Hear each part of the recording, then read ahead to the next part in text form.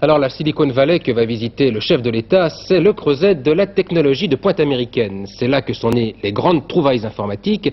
C'est une sorte de ville industrielle consacrée à la performance. On y trouve environ 500 entreprises réparties de part et d'autre de l'autoroute qui relie San Francisco à Los Angeles. Georges Leclerc nous fait découvrir cette cité où le futur rejoint le présent. Silicon Valley vient du nom Silicon, en français silicium, qui est le matériel de base des circuits intégrés créés sur cette plaquette. Cette plaquette contient à peu près 1100 circuits intégrés qui contiennent chacun environ 500 transistors. Au départ, la Silicon Valley, c'est le paradis de l'électronique, de l'ordinateur, du laser, bref, de tout ce qui symbolise le progrès. Pas le progrès scientifique mystérieux des laboratoires, non, le progrès quotidien, celui qui entre chaque jour davantage dans votre foyer, dans votre cuisine, dans votre salon.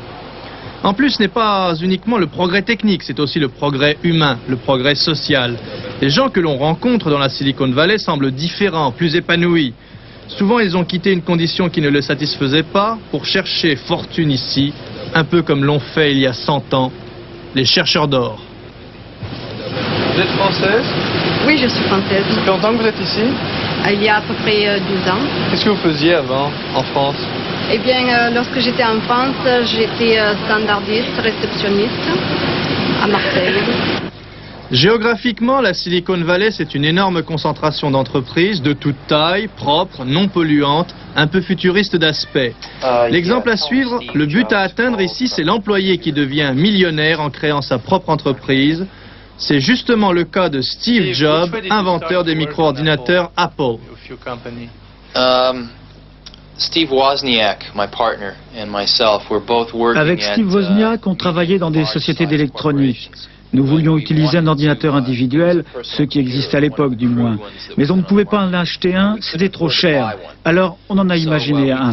On a acheté les pièces et on l'a fabriqué nous-mêmes. La créativité, le goût du risque n'expliquent pas tout. La Silicon Valley, c'est un phénomène complexe où l'homme est l'essentiel, bien sûr, mais seul, il ne peut pas tout faire.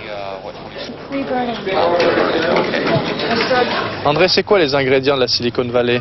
Les ingrédients sont d'abord un climat très agréable. Ensuite, la disponibilité de personnel technique très qualifié, très capable.